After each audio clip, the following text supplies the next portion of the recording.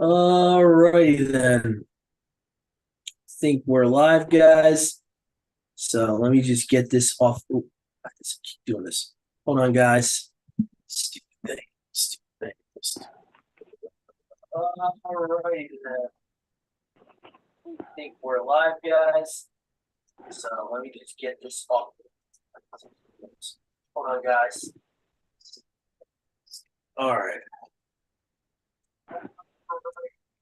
My bad about that. I was trying to close out the background noise there. I tried to do it beforehand, but then the stupid program opened that I didn't want to open at this time. So, all right, let's see here. So, okay, so here.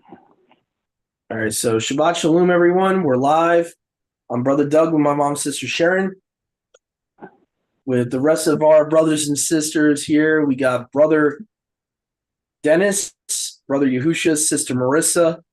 So we're going to be continuing our reading in First Chronicles, I believe. So let me see here. I think, Mom, I'll have you start us off in chapter 4. Mm-hmm. Okay, the descendants of Yehuda, Peretz, Hetzron, Carmi, Hur, and Shobal.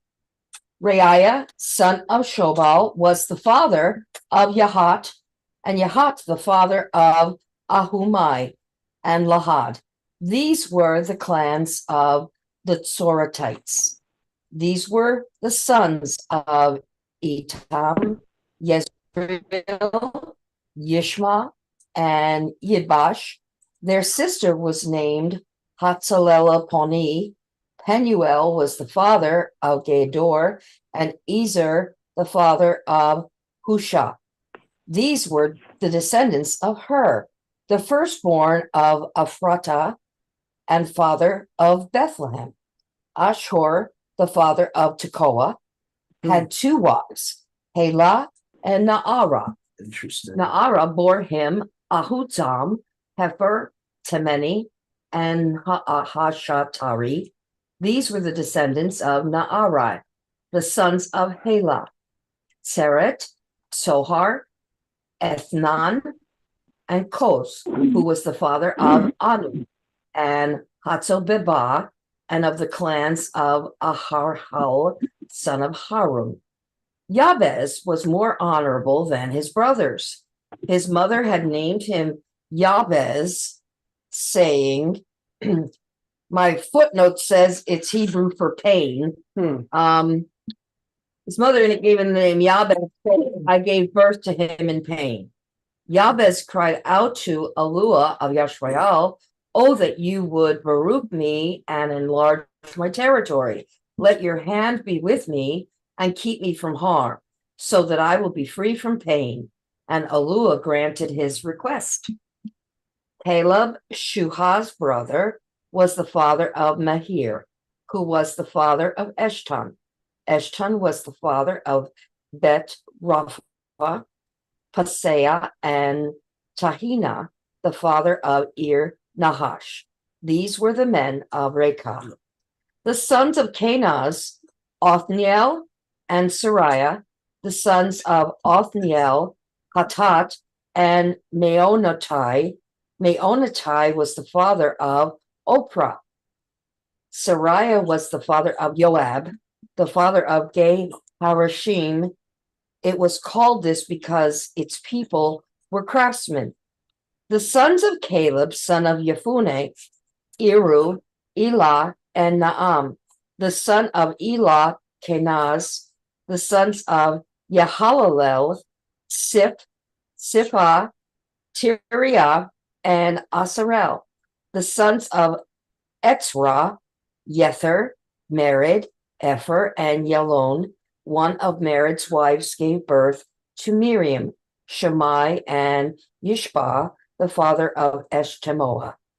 His Judean wife gave birth to Yered, the father of Gedor, Haber, the father of Soko, and Yakuthiel, the father of Sanoah.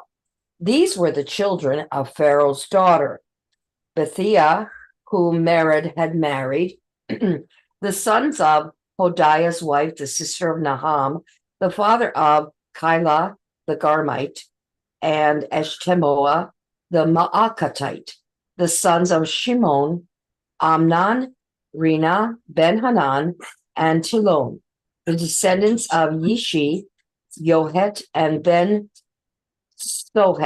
the sons of Shelah, son of Yehuda, the father of Lekah, Laadah, the father of Marishah, and the clans of the linen workers at Beth Ashbea, Yokim, the men of Kotsiba, and Joash and Seraph, who ruled in Moab, and Yashubi, Lehem.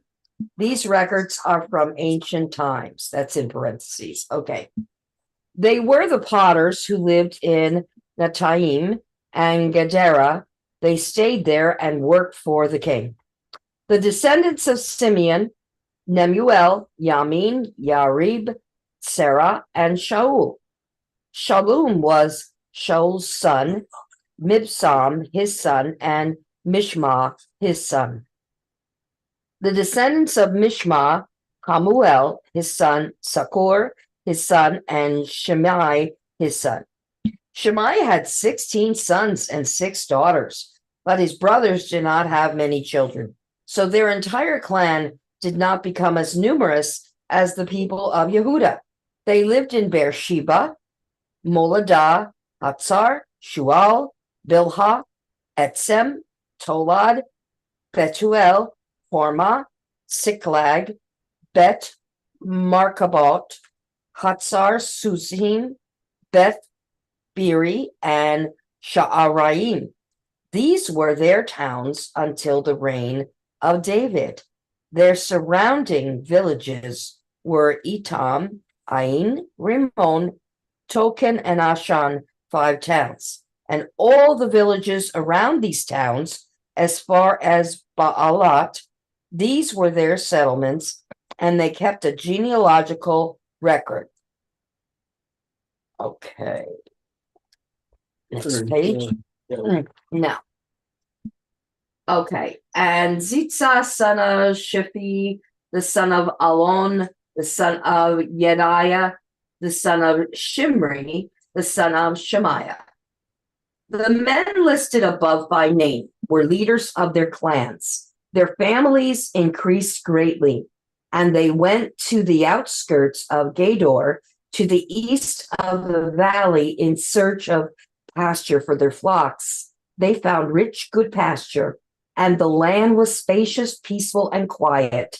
Some Hamites had lived there formerly. Mm-hmm. The men whose names were listed came in the days of Hezekiah, king of Yehuda.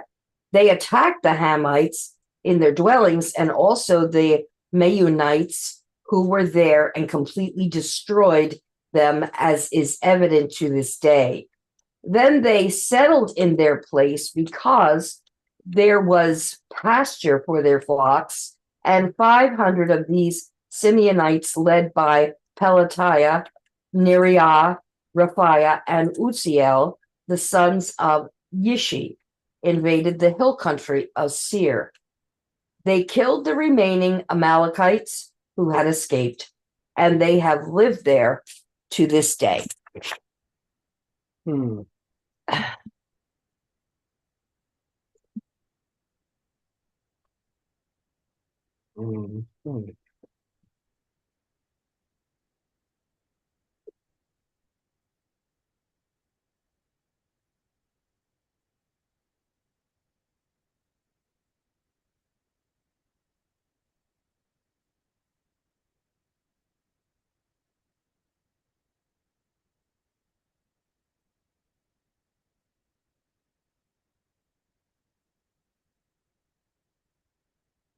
Interesting.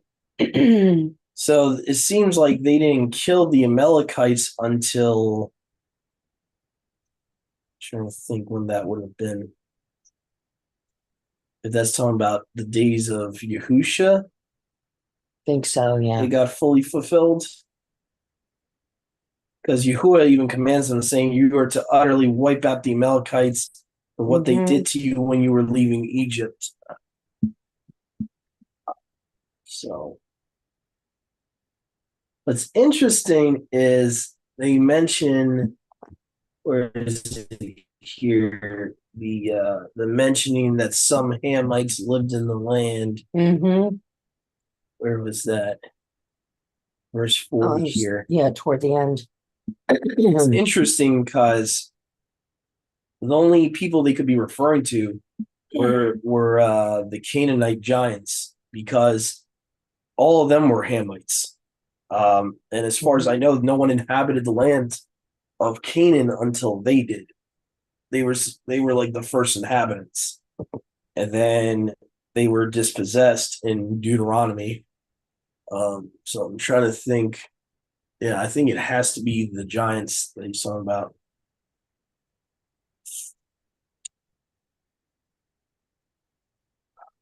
Oh, interesting. There was one up here where did you read Ashur? 'Cause I thought that was Let me see. interesting.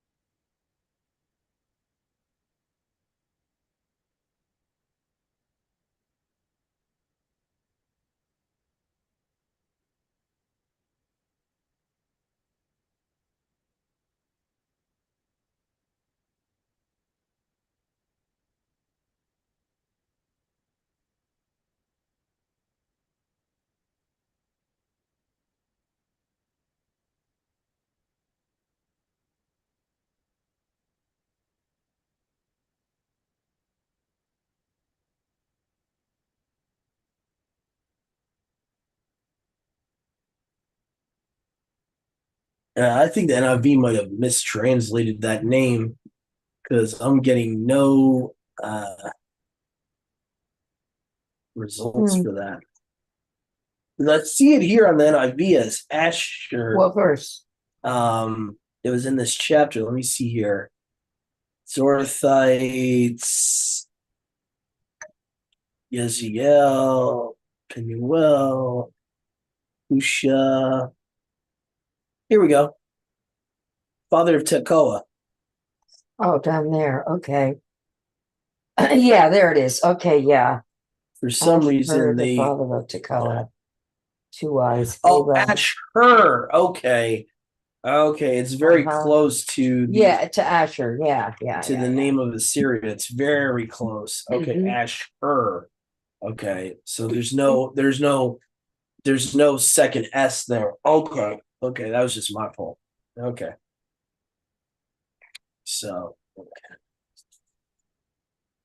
Descendants of Hur. Now, Hur was, I think, from Exodus 31,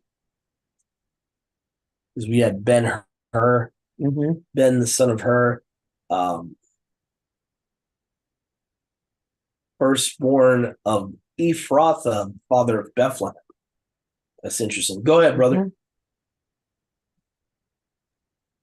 For what it's worth, and probably not worth a thing, but that verse 5, Ashur. Oh, you have it pulled up, okay. But yeah, it is Ashur. No, Hmm.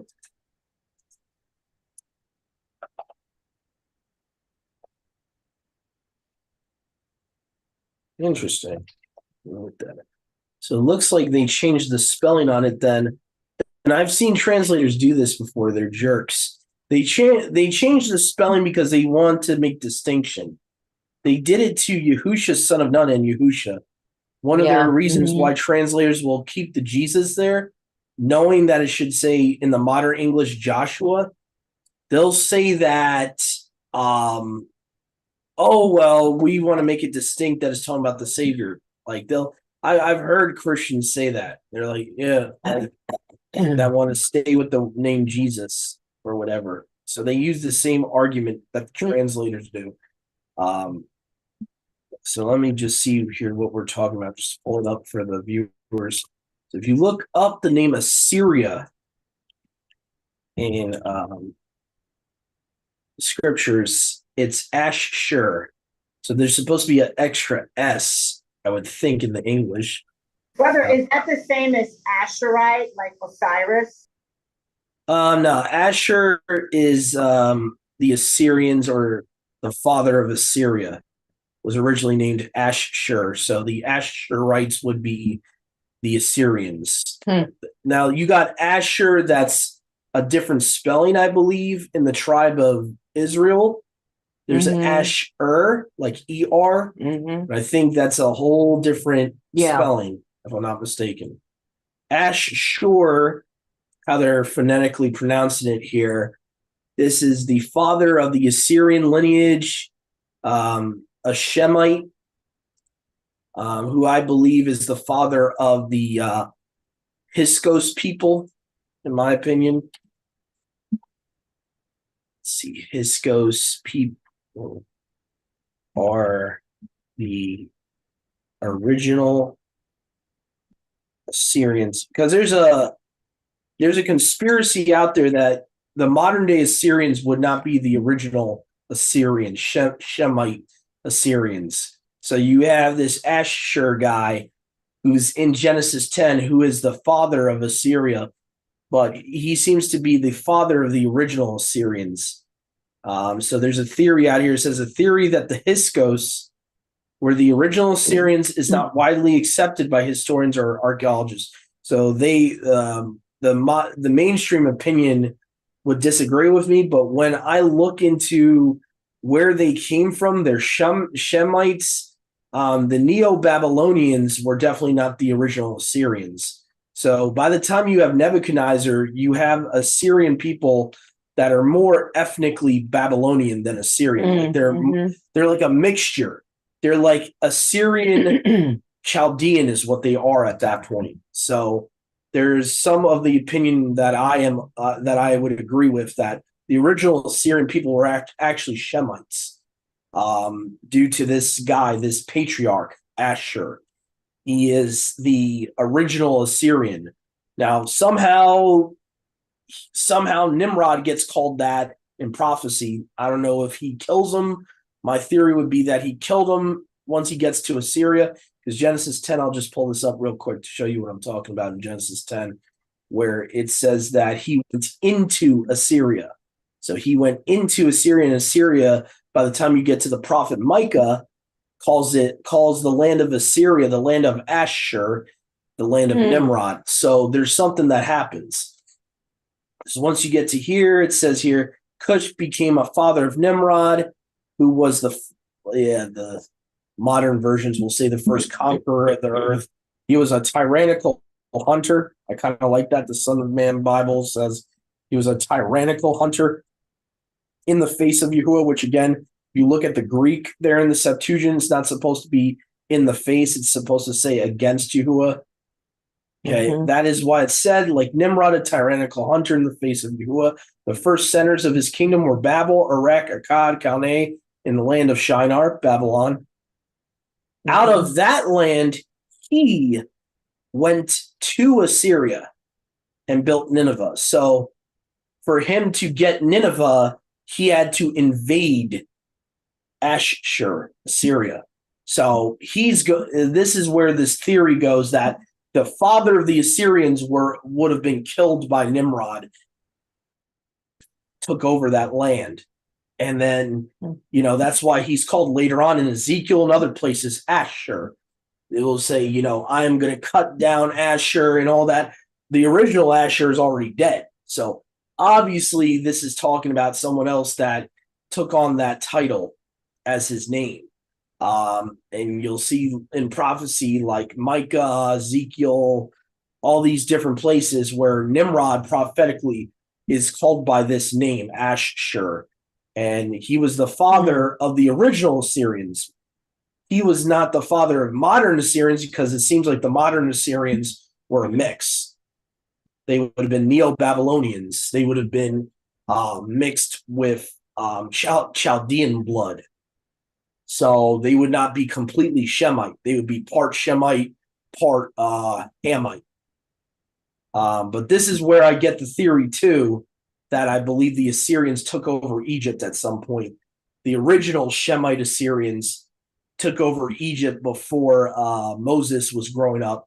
And that's why the Pharaoh at that time doesn't know of Joseph or Joseph's Elohim.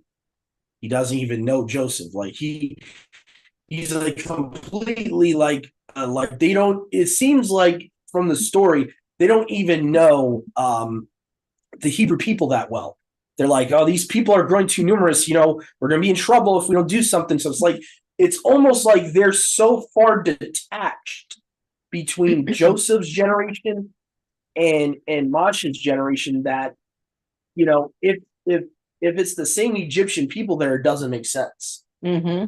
But according to history, there was a people called the Hyksos people, which were Shemites that took over Egypt at a certain dynasty. And according to this paper this guy wrote, I'll share the link with you guys. He gives it's a blog on Reddit. He gives his theory and some support to back it up with these links here, why he thinks the Hyksos people were the real original Assyrians, shepherd kings, and not the Assyro-Chaldeans. So there's like a whole theory out there about that. And that's why there's confusion when you talk about the modern Assyrian people, because the modern Assyrian people are more Chaldean, really, when you look at their genealogy. They're a lot more like linked to the Babylonian people. So that's just like a fun thing to look up. But that's the theory that I personally believe in. I'm not preaching as fact, but that's what I believe happened with the whole thing about this new pharaoh came out, one that's of another kind, according to the LXX. A heteros from the pharaoh that knew Joseph, and all of a sudden he doesn't care about the Hebrew people. He doesn't care. It's like this tyrannical guy. He's like which is kind of interesting because later on, at some point, Nimrod takes over the Assyrians. So you would have that kind of spirit already with the Assyrians post Genesis 10. You would already have them already being led by a tyrannical leader in Nimrod. If Nimrod did kill Asher, he would have took over the original Assyrian people. And he would have, that's that spirit from Nimrod possibly would have hung around. And it seems like the Pharaoh of Exodus kind of is like, he's like a Nimrod. He's kind of, he has that same spirit in him. He's very anti-Yahuwah. He's very, doesn't even care about Yahuwah at first. He's like, who is this guy? Who is this mighty one you serve? He's kind of offstandish towards the Hebrews. He doesn't respect the Hebrews. He doesn't respect their mighty one. So it's like completely night and day. And I could understand like maybe just Joseph's Pharaoh was just one monotheistic Pharaoh, like most modern theologians will say, well, oh, he was just different spiritually.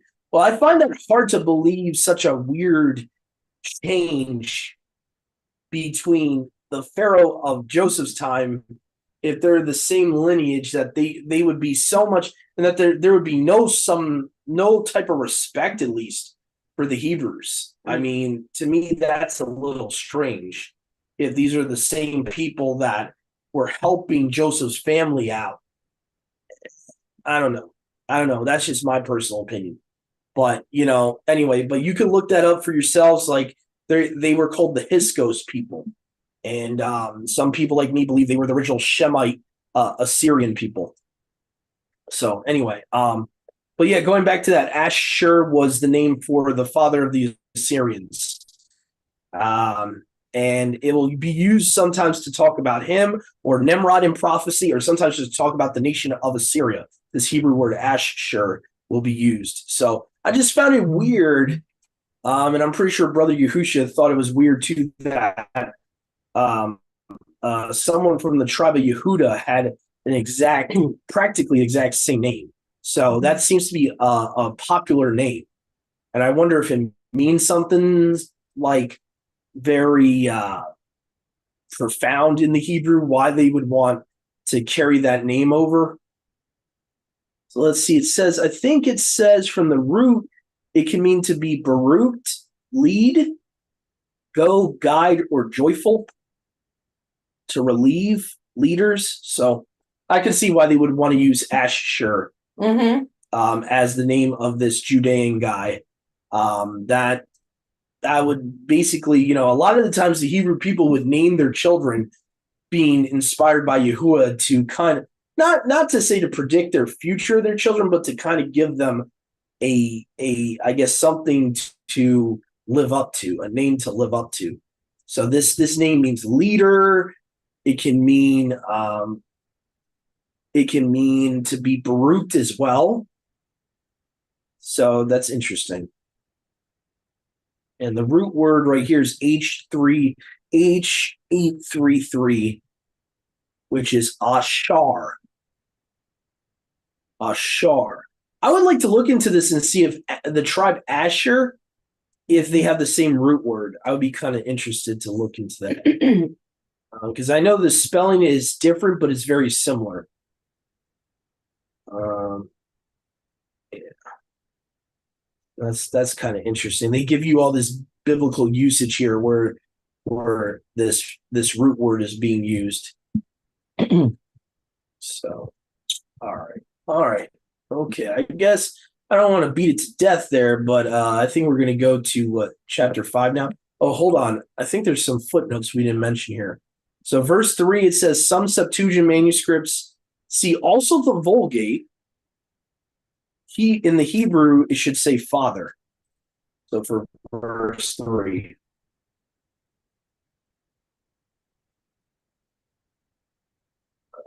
Verse 3. Yeah, father of Yahath. Okay, yeah.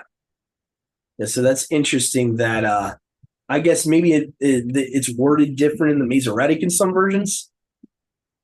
Let me just look this up on my sword real quick. Because I wonder why they are mentioning this, if maybe it doesn't say father in the Masoretic. Maybe it's not mentioned at all. First Chronicles 4:3. Let's see here. Yeah, father's not there. Like it's missing. So the Masoretic version, I'm reading from the New Heart English Bible version. These were the sons of Atam, Yezreel and Ishma and Idbash. The name of their sister was Hazel Laponi. So it doesn't mention their father. So that's a little weird. Then verse 4 on the footnotes, father may mean civic leader. Yeah, we get all that. Okay. Yada, yada, yada. All right. First Chronicles 4:9, Yabez sounds like the Hebrew for pain. Yeah, I said that actually. Verse 12 of the city of Nahash.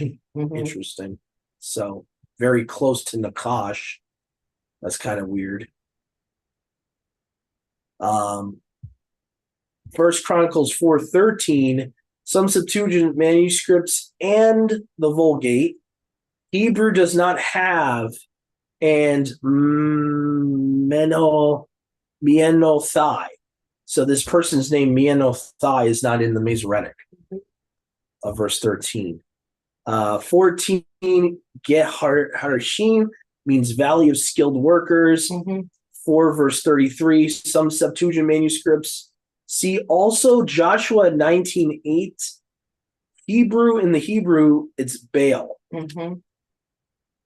Okay, verse 41. The Hebrew term refers to irrevocable giving giving over the things, persons to Yahuwah, often by totally destroying them. So this might be setting them apart under the ban, maybe. That's what it's talking about. Like devoted to destruction.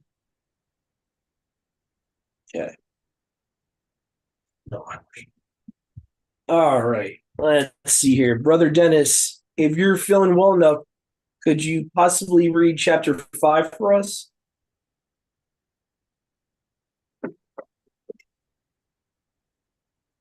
If not, I can. Well, I had to unmute. I was muted.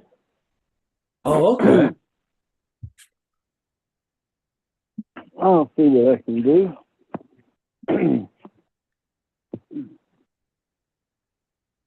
It's so small.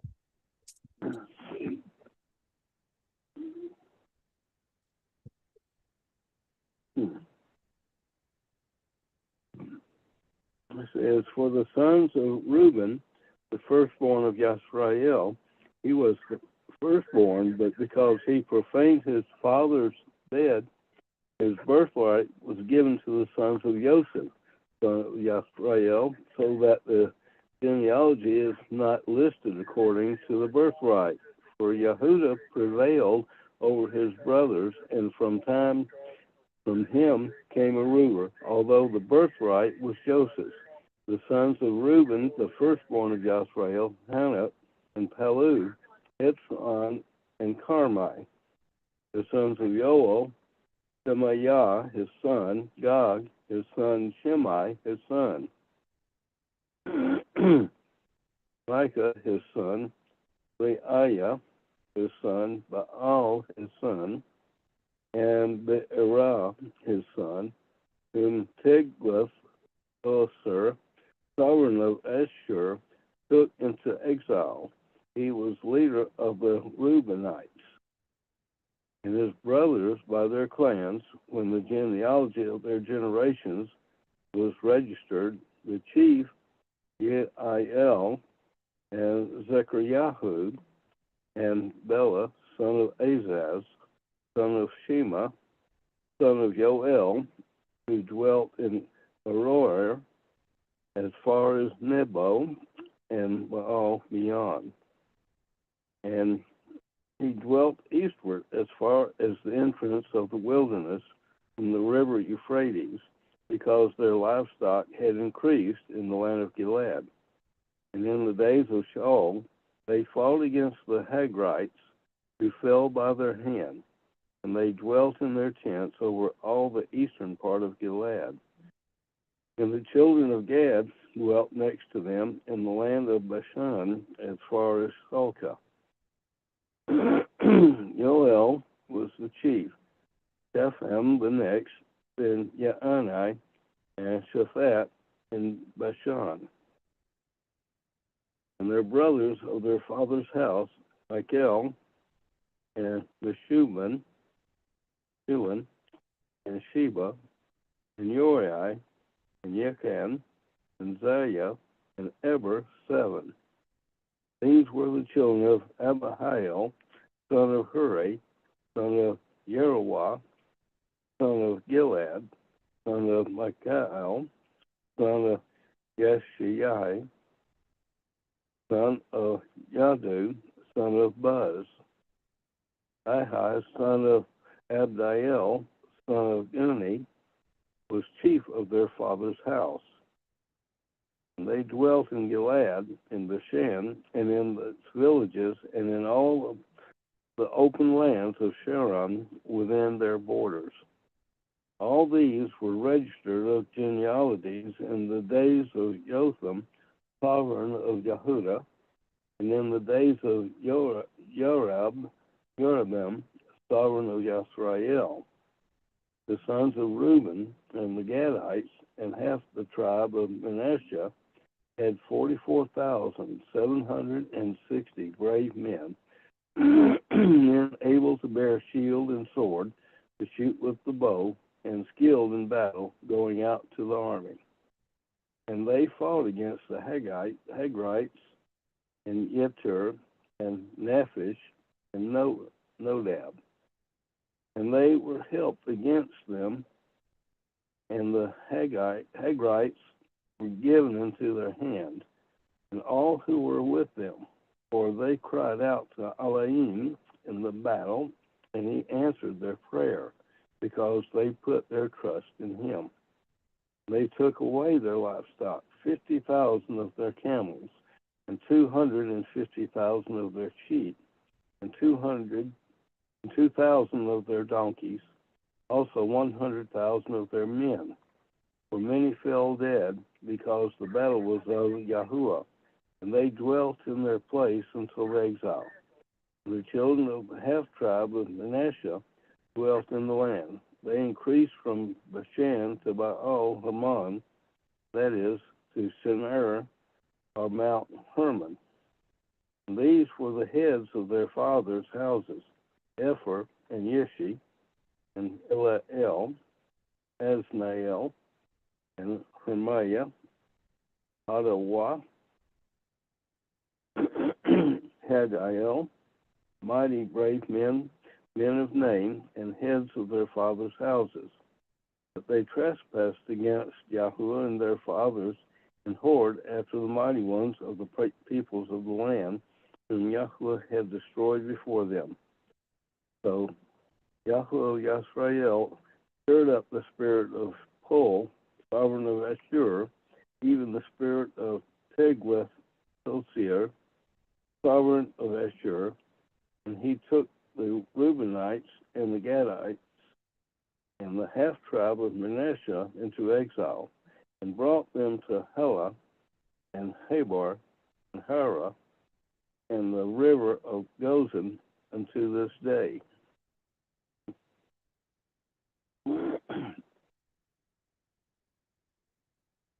Boy, a lot of hard to pronounce names. You did very well, bro. Yeah, definitely. You did very well. So towards the end, I found something interesting, the Hermon thing. So Mount Yeah. Hermon being mentioned, we were mentioning on off the record earlier about the Watchers. This is something that gives a little bit of credence to the Book of Enoch, at the least, is that it's mentioning a location where the Genesis 6, how people like to say the Genesis 6 experiment happened. Okay.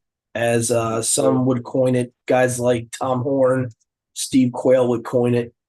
Okay. So basically, Mount Hermon is where the 200 Watchers came down and decided to put curses on themselves to mate with the women. So this is where the giants, it seems like the giants would be inhabiting Hermon a lot as you get to the book of Deuteronomy. You'll start seeing Yahuwah sending them out to Hermon and Bashan to dispossess the giants and all that. So it's very interesting when you start seeing Hermon being mentioned in the Tanakh, in the context. What I found interesting was, too, it was called Baal Hermon or something. So you have Baal, the name of Baal being on it. I thought that was kind of interesting. Kind of weird, too, how many people named their son Baal. Yeah. The only thing I can think of why is I think Baal, in a general sense in Hebrew, right, means master. So I guess that's why. I would like to look in the Septuagint if that's the case, if they name the children Baal from that chapter. I'm just curious. What is going on here? Stupid thing. I'm trying to sign into my Bible Gateway thing here because I'm trying to be able to highlight something, but never mind. All right, so, but anyway, let me see if I can find where they start. A couple of them had that name Baal.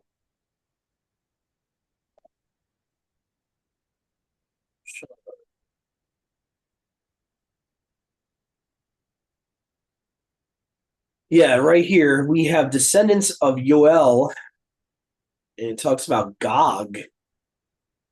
Interesting, Gog as a name for his son. Shimei, his son. Micah is a very popular name, prophet Micah. Rhea, his son. Baal, his son, in verse 5 there. Why would they want to do that? That's a little weird to me.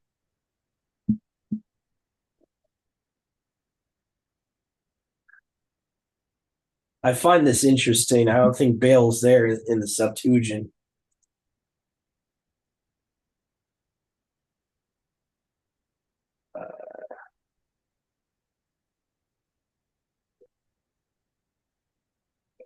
Let me see here. We're at 5 verse 5, right? So Yeah. okay, no. Let me see here. If Baal is actually there, I'm just curious. Huh. Oh yeah, it's there. It's there. Yeah, that's a shame.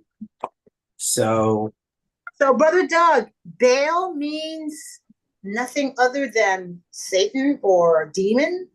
I mean, I think in the modern Hebrew, I can't speculate on the paleo or the pictograph, but the Baal, I think, is a word in the modern Hebrew language that means Lord or Master. Hmm. So I guess if they were intending on, naming their son something that meant master would be why they would use that. Other than that, I'm kind of perplexed why they would name their son Baal, especially since Baal is like a Canaanite god. I would just find it weird why they would name their son that. Other than the fact that in the modern Hebrew, I think Baal can mean master, husband. Like you'll see, like in Hosea, where it will say, "My people will no longer." No, actually, it just means Lord. It doesn't mean husband. Ishi, sorry, Ishi's husband. Okay, so no longer will call me master, but will call me husband. If you look at the Hebrew there, master is Baal. So it's not just saying don't call him by Nimrod's name. He's saying in general, don't use master as a substitute for my name, is what he's trying to say. Because that became a even just in general calling him their master rather than using his name became it became a tradition. So Yahuwah is basically saying, you will no longer call me your master. I'm your husband. Mm-hmm. the ISR speaks of him as Master Yahuwah. Yeah, well, that was due to the Masoretic text adding Adonai there. So what they're trying to do with the ISR, they're trying to hide Adonai there. Wherever it says the master Yahuwah, that's added to the text. The master or Adonai or Adon is added to the text. So what they're trying to do is to hide what the Masoretes did. But yeah, Yahuwah never called himself the master Yahuwah. I mean, we have the only evidence we have for that he would want his people calling him Master Yahuwah, just to correct myself, is in the Aramaic manuscripts. As far as like the Hebrew, and I think Brother Yahushua was going to touch on that real quick. Go ahead.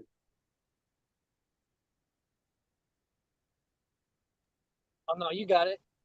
Yeah, because that's the only evidence we really have. The Masoretic, if it says it in the Masoretic, that's because the translators are trying to clean up Adonai. So they're trying, like the ISR people, just like we believe Adonai was not originally in the text. So what they're trying to do is they're trying to clean it up a bit. Because in the original Hebrew of the Masoretic, the original like Yiddish, it would say Adon, and then it would say Yahuwah. Or sometimes Yahuwah, the H368, would be completely taken out and it just says Adon. Go ahead, brother. I wonder if when Yahuwah says, no longer will you call me master, but you will call me husband, I wonder if he's not generally saying you won't call me master, because I mean we do see it in the Aramaic Shida. I'm wondering if what he's actually saying is no longer will you call me master, as to like what that actually implies when they were saying it. Meaning like no longer will you call me master, as in, you're saying Baal, you're saying master, but what does it imply, right? It implies not my character, but the character that you say I am. Does that make any sense? Yeah, Like, like no yeah, longer will you call me by this deity or that deity using the term Baal. Like, not that he actually has a problem with master, but what it implies when you say it. yeah. I would agree. It probably how they were using it was not in much reverence, calling him their master. They might have been saying it more in a way of terror than reverence. There could have been, they could have not even be meaning it, and also they turned it into a whole new tradition of like now that's his name, like Hashem. Like now they rather just call him master because like there was a whole even tradition with Elohim or Elohim where post captivity they thought because Yahuwah was the universal supreme being that they didn't need to call him Yahuwah anymore, that they just started calling him Elohim. And you see that today. You see that with Jewish people today. They call him Elohim, or who they think is him, they're saying Elohim or Hashem. They completely just like by doing that, they're bringing his name to nothing because his name is far more superior than our English idea of master or someone's lord. That is like you're devaluing his name. If that becomes now a substitute for his name, now you're devaluing or you're bringing to nothing his name. So yeah, I think all that and what Brother Yahusha said too, all that encompasses that why he's saying that in Hosea 2. Also, Yahuwah just wants us, I think he wants us to think of him not just as a master, but collectively as our spiritually as our husband, because that's what the body of Messiah is supposed to be, his bride. So there's a lot of layers to that, why he's saying that. But here you go. Here's proof of why translators like the ISR, they mean well, but they're trying to hide the Hebrew is what they're doing. Okay, so for example, Isaiah 29:13. And for people that are like ISR only as people and Masoretic only as people, you're not going to like what I'm about to say here. But if any translation translates this as Yahuwah where Adonai is there, they're by default going by the Septuagint. Because right here in the Hebrew, it has a whole different word. It has H136 Adonai. So if you have any restored translator that says that they trust the Hebrew over the Greek, they're being a hypocrite, because right here the only way you're getting that it's thus says Yahuwah here is from the Septuagint, not from the Masoretic text. The Septuagint would originally said in Isaiah 29:13, thus says Yahuwah, you honor me with your lips. That verse. Okay, in the Masoretic, it would say thus says Adonai.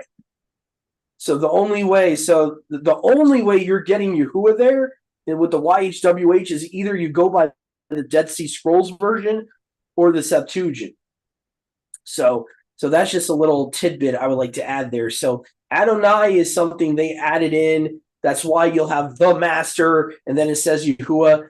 Maybe not with the Aramaic manuscripts, it might be legitimate, but with the Masoretic, modern Masoretic, almost every single time. And the way to find it in your English Bibles that are not restored, every time you see lowercase like I'll show you what I'm talking about. So every time you see uppercase L and the rest lowercase ORD, this is almost Adonai every single time. Okay, I'll start showing you where it starts going to the lowercase, not the bold, not the all caps. Once you get off of the all caps, it's Adonai. So let's see here where it starts going here. I think it's somewhere in Exodus. I remember the first Adonai being, if I'm not mistaken. So let me see here. So you'll see here, right here, right? It's actually in Genesis, believe it or not. Yeah. So Sarah is calling Abraham her Adonai. Now, you could argue and say that in that context, there's nothing wrong with it. But again, there's no previous manuscript to prove that Adonai would have been originally there. That word is not even a real original Paleo Hebrew word, I would say. Adonai was entered into their language via Canaanite. The Canaanite culture, they used Adonai. The Phoenicians used Adon. Okay, that it probably entered their language through that influence, because Adonai is not really supposed to be there. It's even when you look at the Greek has a specific word for master, and then it has a word that they use to substitute the tetragrammaton with in Greek, and neither one of them are equivalent to Adonai. So this is entered in there out of tradition, because in the rabbinical tradition, Adonai meant Lord, Master, and eventually they use this word in the rabbinical tradition to take out the tetragrammaton. This is the same word, is same exact word as Adonai here. So this gets used, I forget how many times. So it's not even like only 6,000. When people say Yahuwah's name has been removed 6,000 times or 6,800 times, you might as well multiply that almost by 2, because, or maybe not by 2, but you might as well add another 1,000 times, because Adonai is used constantly as a substitute or addition to Yahuwah's name.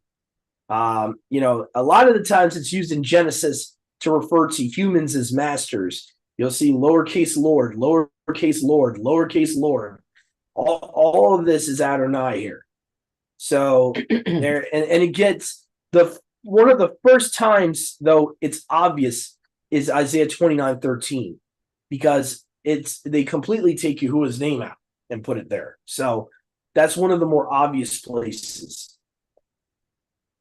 So yeah. Anyway, but and just for a whole nother day, Adonai, it goes back to Baal, by the way. Adonai actually goes back to Baal. One of the reasons I don't honor it as a real Hebrew word is because it goes back to Adonis, to a version of Baal. It goes back to the Greek Adonis. Adon in Canaanite was like the name for Nimrod Baal, and all that. So I think you really don't get any proof for Adonai being in their language from what I've seen until the captivity happened. And then they came back, and all of a sudden Adonai is like everywhere in their literature, everywhere. Like, it's kind of the same thing as like we talk about the other things, like the Feast of Trumpets being their new year, like all this Babylonian stuff. So it's not hard to believe that they would have picked up Adon from the Babylonians and then just all of a sudden started using it in their scriptures, because I have yet to find one time the really old scrolls of the Dead Sea Scrolls, I don't think ever use Adonai ever. So as far as what do they call it, Mom? The intertestament period? Yeah. The intertestament period would have never had the word Adonai in it, in the scriptures. It would have never had it. So unless someone can prove to me a previous text that would be along the age of the Septuagint, maybe a Hebrew scroll that's been found that would have been of the same age of the Septuagint or older, that's my hill to die on. I don't honor Adonai as a real Hebrew word. I won't. So anyway, but okay. So I just want to explain that too, because Baal and Adonai, they're almost equal. So people crack me up with the translations, like the Hallelujah scriptures. Like they'll get rid of every little other pagan word, and then they translate it right into English, Adon Yahuwah or Adonai Yahuwah. I'm like, that's a name of Baal right there that you're keeping it. And, you're worried about the word angel and you're keeping Adonai in there. It's like, anyway, end of my rant. It's just like hypocritical to me.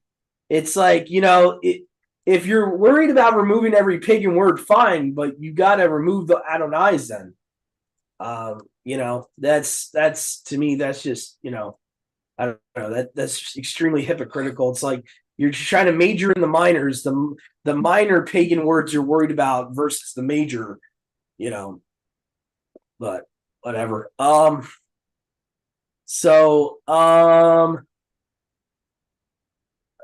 see here.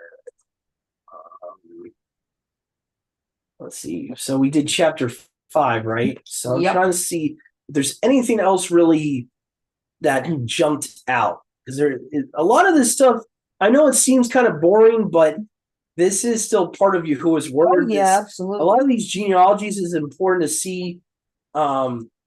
Sometimes even seeing in the names, you'll find tidbits Yeah. of interesting things. Like Hanuk, I think, was mentioned here in Reuben's descendants. Mhm. So Hanuk was a very popular name that even post flood was still being used. I found it very strange that one of Reuben's son was named Gog. Yeah. That's like a Gentile name. Yeah. It's like Gog, Gog and Magog. Little weird. Yeah.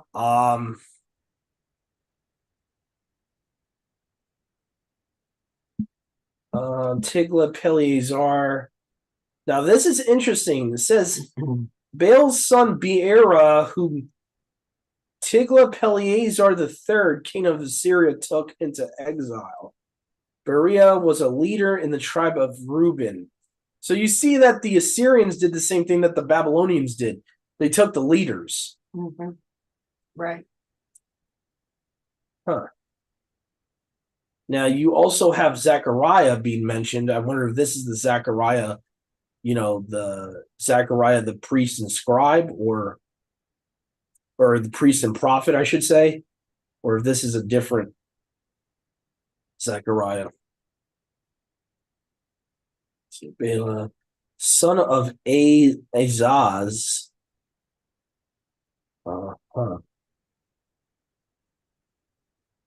Eastward to the start of the wilderness, Euphrates River.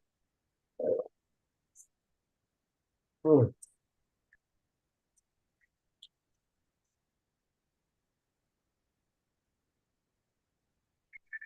just trying to see if we missed anything here. So it talks about all these were listed genealogical records in the day of Jotham, king of Yehuda, and Jeroboam the second, king of Yashral. Now I wonder if it's the second, does that mean that it's the Jeroboam that did the 2 golden calves? Would that be his dad? If it's Jeroboam the second, Or it could be a son. well, what I'm trying to say is like Jeroboam the second, Mhm. his dad is the one that would have done the sin of Jeroboam. Yeah, I understand. Yeah. Mhm. So because it says the second, so he's like a Mhm. junior. So that's interesting. I didn't realize there was a Jeroboam the second. Yeah, I remember finding that out Huh. reading through First and Second Kings. Huh. Interesting. This is interesting. Oh, there was a Tiglath-Pileser the third. Oh, okay. That's interesting.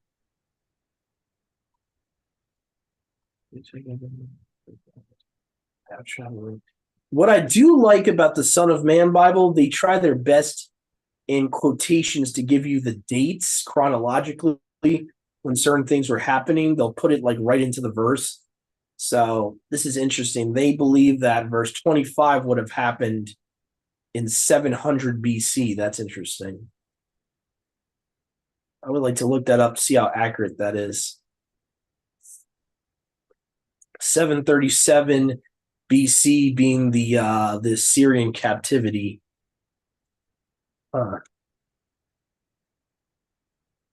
Interesting. All right, well, let's see here. I guess I should finish us off unless someone else wants to read. Good God. Oh no, we're gonna need you know what? Yeah, I can read it. We're gonna need a couple readers for that one. 80 something verses. I'm gonna see if a couple people can help you out, sis. All right, we're gonna need to split this one up, Mom. It's like 81 verses. All right. So I think Sister Marissa, 40. yeah, you do like up to 40. Mm-hmm. And let's see here. Maybe I can finish it all for you. Or your mom can read 40 to 80. Yeah, I can. Sure. You want? Want, Mom? All right. Sure. Okay. No problem. Okay. Is that it there? Yeah, let me just get let's see here. Yeah. Let me just put this a little bigger for you. Yep, there it is. Okay. The sons of Levi, Gershom, Kehat, and Merari. And the sons of Kehat, Amram, Yitzhar, and Hebron, and Uziel. And the children of Amram, Aharon, and Moshe, and Miriam. And the son of Aharon, Nadab, and Abihu, Eleazar, and Ithamar. The line of Eleazar onto the captivity. Eleazar brought forth Phinehas. Phinehas brought forth Abishua. And Abishua brought forth Buki. And Buki brought forth Uzi. And Uzi brought forth Zeriah. And Zeriah brought forth Merayot. Merayot brought forth Amariah. And Amariah brought forth Ahitub. And Ahitub brought forth Zadok. And Zadok brought forth Ahimaaz. And Ahimaaz brought forth Azariah. And Azariah brought forth Johanan. And Johanan brought forth Azariah. It was he who served as priest in the house that Shlomo built in Jerusalem.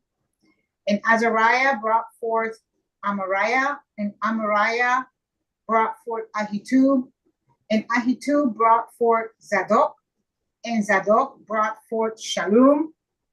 And Shallum brought forth Hilkiah. And Hilkiah brought forth Azariah. And Azariah brought forth Zeriah. And Zeriah brought forth Yehozadak.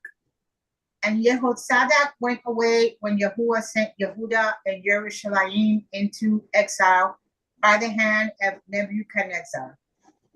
The families of Gershom, Kohath, and Merari. The sons of Levi, Gershom, Kehat, and Merari. And these are the names of the sons of Gershom, Libni and Shimi. And the sons of Kehat, Amram and Yitzhak, and Hebron and Uziel. The sons of Merari, Mali and Mushi. And these are the clans of the Levites, according to their families. Of Gershom were Libni his son, Yahat his son, Zima his son, Yoah his son, Edo his son, Zerah his son, Yeatari his son. The sons of Kehat, Aminabab his son, Korah his son, Asir his son, Elkanah his son, Yasaph his son, Asir his son, Tahat his son, Uriel his son, Uzziah his son, and Shaul his son. And the sons of Elkanah, Amasai and Ahimot. Elkanah, the sons of Elkanah, Zophai his son, and Nahat his son. Eliab his son, Jeroham his son, Elkanah his son, and the sons of Shemuel, Yoel, the firstborn. Wait a minute, go back. Oh, sorry. Yoel, his firstborn, and Abiyah the second.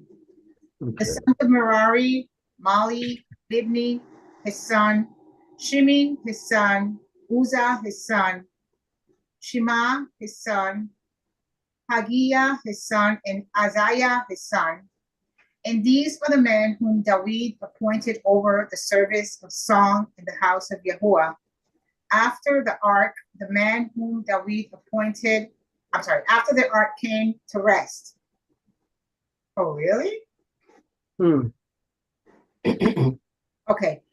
And they were rendering service in song before the dwelling place of the tent of appointment until Shlomo had built the house of Yahuwah in Jerusalem, and they performed their duties according to their ruling. And these are the ones who stood with their sons. Of the sons of Kehathite were Hema, the singer, son of Joel, son of Shemuel, son of Elkanah, son of Jeroam, son of Eliel, son of Toah, son of Zup, son of Elkanah, son of Mahat, son of Amasai, son of Elkanah, son of Joel, and Azariah, son of Zephaniah, son of Tahat, son of Azir, son of Ebisap, son of Korah, son of Yichar, son of Kehat, son of Levi, son of Israel. And his brother Asaph, who stood at his right hand, was Asaph, son of Berek Yahu, son of Shema. Okay, I would just like to make mention, just a fun fact.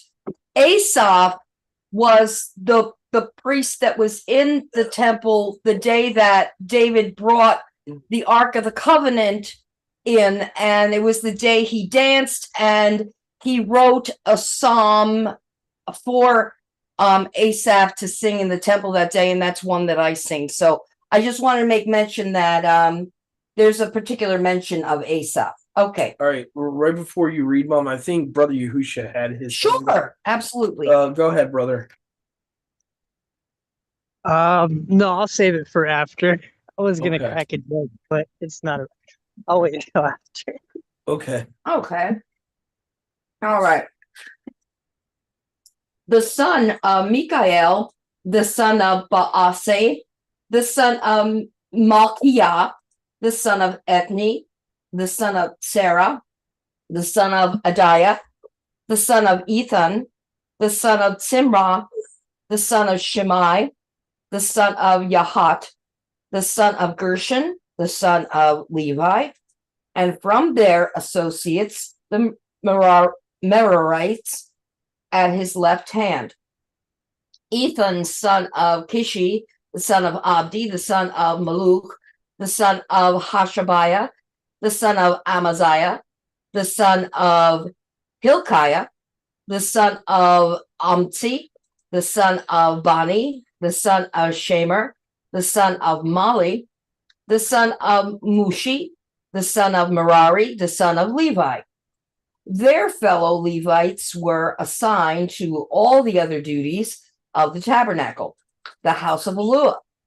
But Aaron and his descendants were the ones who presented offerings on the altar of burnt offering and on the altar of incense in connection with all that was done in the most set apart place, making atonement for Yashrael in accordance with all that Moshe, the servant of Eluah, had commanded. These were the descendants of Aaron: Eleazar, his son; Phinehas, his son; Abishua, his son; Buki, his son; Uzi, his son; Zerahiah, his son; Meraiot, his son; Amariah, his son; Ahitub, his son; Zadok, his son; and Ahimaaz, his son. These were the locations of their settlements allotted as their territory. And it, in parentheses, says they were assigned to the descendants of Aaron who were from the Kohathite clan because the first lot was for them. Okay. They were given Hebron in Yehuda with its surroundings, pasture lands, but the fields and villages around the city were given to Caleb, son of Yefuneh.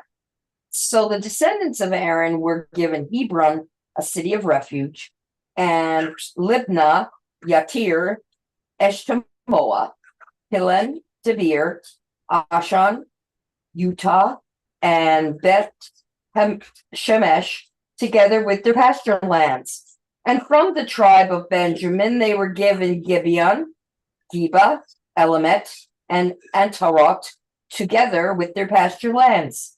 These towns, which were distributed among the Kohathite clans, were 13 in all. The rest of Kohath's descendants were allotted 10 towns from the clans of half the tribe of Manasseh. The descendants of Gershon, clan by clan, were allotted 13 towns from the tribes of Yitzhakar, Asher, and Naphtali, and from the part of the tribe of Manasseh that is in Bashan. The descendants of Merari, clan by clan, were allotted 12 towns from the tribes of Reuben, Gad, and Zebulun. So the Israelites gave the Levites these towns and their pasture lands. From the tribes of Yehuda, Simeon, and Benjamin, they allotted the previously named towns. Some of the Kohathite clans were given as their territory towns from the tribe of Ephraim. In the hill country of Ephraim, they were given Shechem, a city of refuge, and Gezer, Yokmeam, Ayalon, and Gath, Rimmon, together with their pasture lands. And from half the tribe of Manasseh, the children of Israel gave Aner and Bileam, together with their pasture lands, to the rest of the Kohathite clans. The Gershonites received the following. From the clan of the half tribe of Manasseh, they received Golan in Bashan, and also Ashtaroth, together with their pasture lands. From the tribe of Issachar, they received Kadesh, Dabarat, Ramoth, and Anah, together with their pasture lands. From the tribe of Asher, they received Mashal, Abdon, Hukok, and Rahab, together with their pasture lands. And from the tribe of Naphtali, they received Kadesh in Galilee, Hammon, and Kiriataim, together with their pasture lands. The Merarites received the following. From the tribe of Zebulun, they received Yokneam, Karta, just looking at a note here. Okay, all right.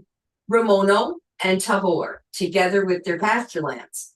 From the tribe of Reuben across the Jordan, east of Jericho, they received Bezer in the desert, Yapsah, Kedemoth, and Methniot, together with their pasture lands. And from the tribe of Gad, they received Ramoth in Gilead, Mahanaim, Heshbon, and Yazer, together with their pasture lands. Okay.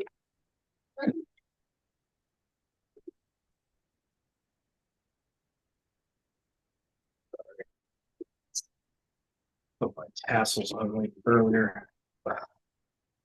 So I didn't hear much different in that chapter. Was there anything that was really special? I mean, it's interesting to me how the father wanted us to know the names of all of these people. I mean, Yes. and isn't it interesting also that only in the Middle East, if you go to the Middle East today, I'm sure a lot of these names are being used by the sons of these people. Because here in America and in the West, I mean, you hardly hear, I mean, all you hear is Jeremiah or Azariah or Joseph. But these names that I'm reading off, you don't hear people calling their sons hardly any of these names. Maybe it was difficult for them to pronounce, but obviously in this day and age, we don't hear these names being repeated. Right. True. Yeah. Yeah, Joshua is a very common one, believe it or not, is used a lot. Oh, yeah. Yeah. I'm trying to think of other ones. The modern spelling of David's name is used, but rarely is the original Hebrew of David's ever used, even by Jewish people. Like Marissa said, Daoud is very hard to pronounce. You wouldn't see many, even with Jewish people, they tend to Americanize their names. They'll say, David, Joshua, Joseph, Jacob. Sometimes I think I grew up with at least one or two Jacobs. Yes. Yeah. So they stay away from anything that's like hard to pronounce. Yeah. I wonder if coming over from Ellis Island too, that they had to Mhm. change some of their names. Yes, they usually shortened a lot of the names when they got to Ellis Island. You got to take into consideration too that most likely a lot of these people didn't have Hebrew names to begin with.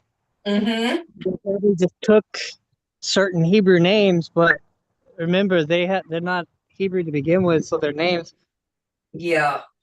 really be Hebrew to begin with, unless they intentionally took those names. Mm-hmm. Right.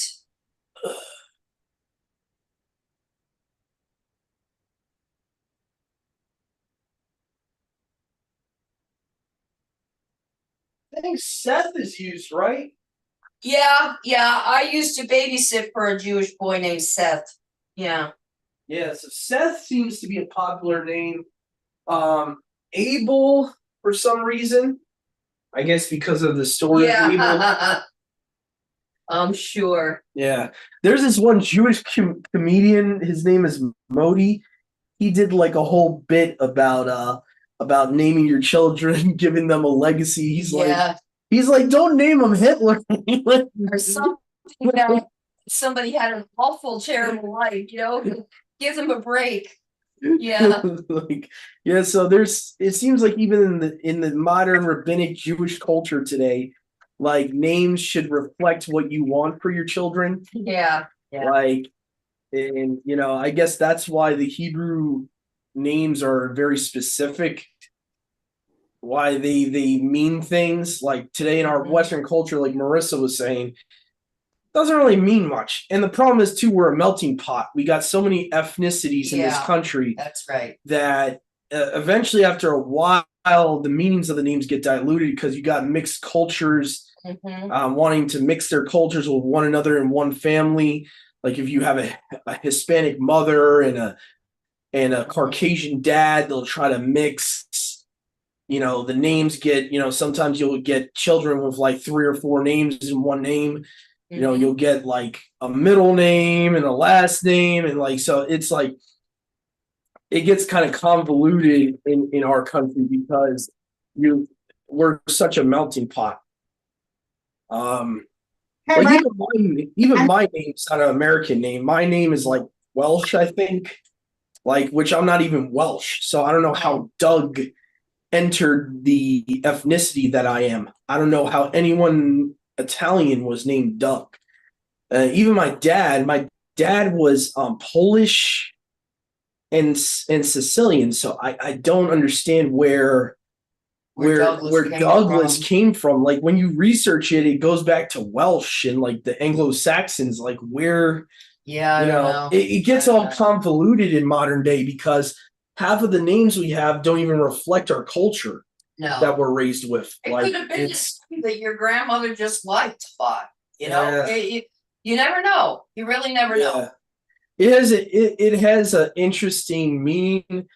I forgot like why it's named Dark Waters. I would have to go back into that, but it's actually not a negative thing. It has something to do with like a hero or a soldier or something. But anyway, there's so many different cultures melded together when you talk about names today. Oh, go ahead, brother. I'm sorry. Oh no, so that's an old. Oh, okay. Well, Yeah. I have a question I meant to ask. Isn't Misraim the father of Asher? Of who? Of Asher? Nah, Misraim is the father of the Egyptians. Ugh. So he would have been from the Hamite lineage. He would have been from so you have, or not Hamite, but I read the genealogy, I could be wrong. I thought I read that Mizraim begot Asher. No, Asher was Seth. I'll show you real quick. In Genesis 10, I'll show you. Mitzrayim was actually the father of the Egyptians, and he also through him you get the Philistines. So there, let's see here. Go Ham, Japheth, no, Shem, Japheth. Where's Ham at? Okay, here we go. So Ham, the sons of Ham were Cush and Mitzrayim, Put, and Canaan. Sons of Cush were Seba, yada yada yada yada. Okay, so that's talking about Cush. And let's see here. Born It goes Mizraim begot Asher. But I could be wrong. I could have sworn I read that. I could be wrong. yeah, Asher in here, and the Asher is actually the father of the Assyrians. So there are two complete different lineages. I don't think you even get to Asher until the end of the chapter. Oh, so the Asher that we were talking about is different. Yeah. Okay, that's what I thought. Yeah, well, no, I think it's the same Asher, but he's not. He's a Shemite. He's not part of the same lineage. So he would have been. I'm trying to see where his lineage is here. I think it's after the Hamites. Okay, sons of Shem. Okay, so it says the sons of Shem are Elam, Asher, Arphaxad, Lud, and Aram, like Aramea. So Aram fathered the Arameans. And this is kind of where we get the whole idea of Aramaic language coming from the Assyrians. This kind of makes sense now because they're like, they're brothers. Okay, you got Aram and Asher right here. So Asher's dad is actually Shem. He's a direct son of Shem. So Elam is his brother. Aram is his brother. Arphaxad is his brother. And it talks about the sons of Aram, which is, the region of Aramea. Okay, so you got Uz, Hul, the land of Uz, okay, which is interesting. So the Arameans would have been there. That's kind of interesting. Eber is from that same lineage. So now the Egyptians are from Ham. So, and Mitzrayim is just Hebrew for what we call today Egypt.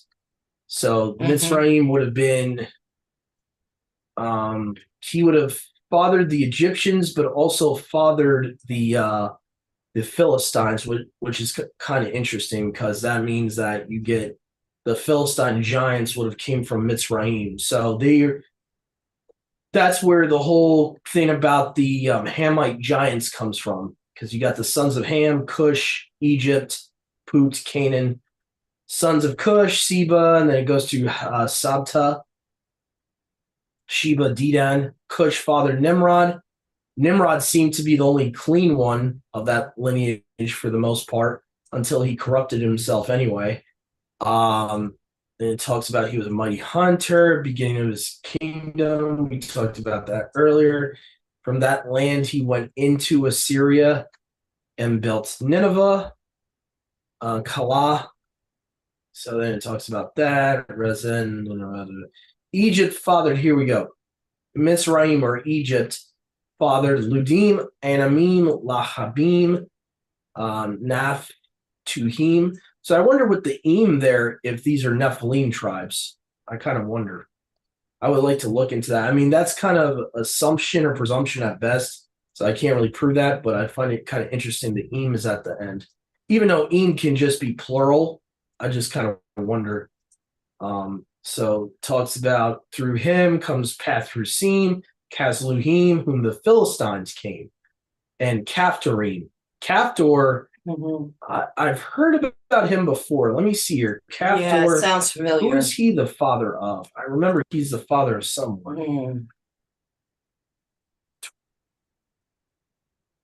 I think it has something to do with the Greeks.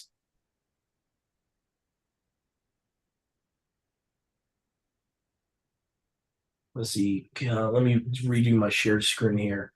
Caphtor relation to Crete. There's something about him in Crete. Yeah, and Crete is like an island of the Grecians. That's where the Grecians Yes. settled. It's the largest island on Greece. So traditionally, Captor has been linked to Crete. Now, this would be interesting because that means you have a intermingling with the Mitzrayim clan and the Grecian clan. Right. Maybe that's why they're kind of linked together. Like, Yeah, multiple times throughout history, they're kind of linked together. Yeah. They're mainly linked in the Alexandrian Empire. right, because Alexander the Great was actually buried over there. Yeah, well, and a lot of people have found out that Cleopatra was actually a Greek. Right. Yeah. She was Yeah. actually That's true. She was not She was not a Mitzrayite. Let's see. So challenge the link with Crete. Proposing alternate locations of Cyprus. Yeah. Let's see. Jewish Virtual Library. Let's see what they have to say. This is like where you get all the traditional Jewish opinions and traditions. So something about a place. It says a place located in the Aegean Sea, Captor, or the southern coast of Asia Minor, according to Amos 9:7, Jeremiah 47 verse 4, and possibly Genesis 10:14. The Philistines came from Captor prior to their penetration of the southern Palestine. Deuteronomy 2:23 notes that the Captorim destroyed the Avim that dwelt in the villages as far as Gaza, taking over their lands in a Assyrian document. This is interesting. So it'd be like a Syrian document mentions them. Based upon an ancient Babylonian tradition describing the empire of Sargon the Great, king of Akkad. So 24th century BC, that would be 2400 BC, 2400. Kaftora is located beyond the Upper Sea, yada, yada, yada. So it's talking about where it's located. This person, Kaftor, though, according to Jewish tradition, is linked to the Greeks. It's linked. He's linked to Crete. So there might have been some intermingling. This is a really good virtual Jewish library article. It actually mentions the. So it seems like there's a basis for this in the Targum of Onkelos and the Septuagint, which used the name Cappadocia in place of Kaftor. Now that's interesting. That is interesting. Because Cappadocia is mentioned all over the New Testament. Yeah. So this would be an interesting article to look more into. So this is interesting. Moses III had a painting about it. That's interesting. Huh.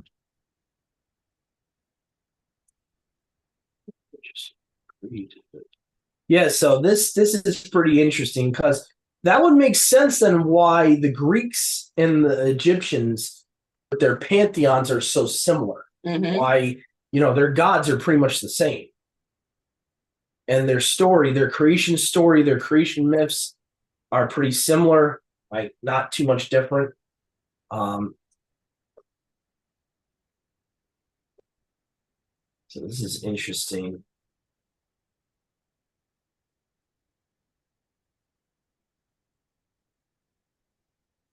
There's even proof about several verses place the origin of the Philistines among the Cretans. Interesting. And Cretans, those that would have lived in Crete. Ezekiel 25:16 of the Septuagint, Zephaniah 2 verse 5, while elsewhere they are identified as coming from Captor. It's interesting. Definitely interesting to look into. So so Captor has something to do with Mitzrayim. Okay, it comes from Mitzrayim's lineage, the Hamite lineage. Canaan conceived Sidon, which I never even thought about this before, but Sidon is actually of Canaan's lineage. So Sidon is Tyre, his firstborn Heth, who fathered the Hittites. So what's interesting too, I would like to look if there was any Giants in Phoenicia or Tyre. I would like to look that up. This Sidon would be Tyre, if I'm not mistaken. Mm-hmm. They're right next to each other. Sidon. It's Lebanon, huh? Mm-hmm. Interesting. Was there any giants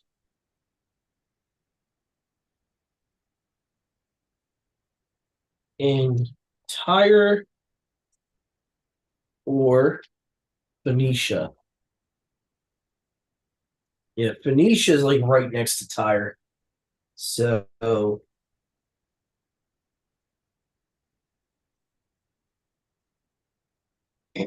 yeah, let's not ask the Smithsonian, all right? Yeah, I could care less what they think. They're the ones that are hiding all the giant bones, so I could care less what they think.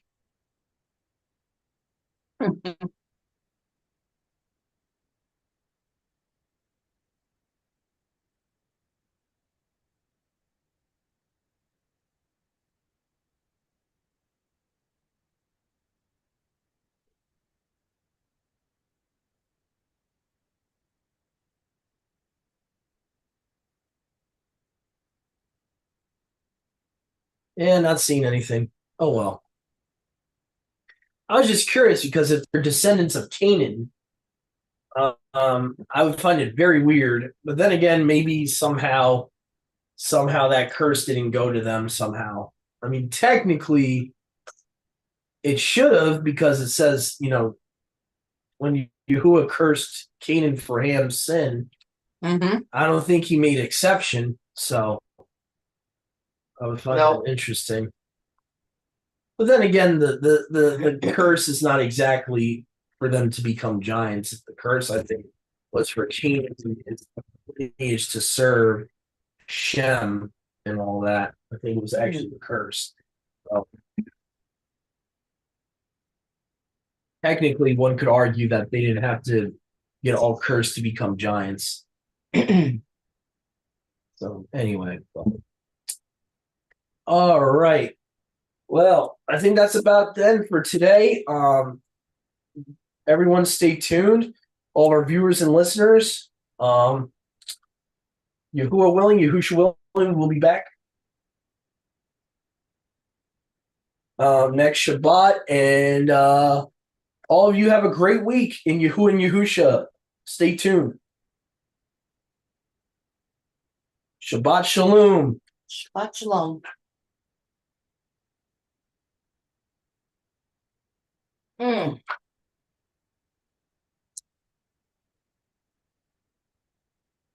All right.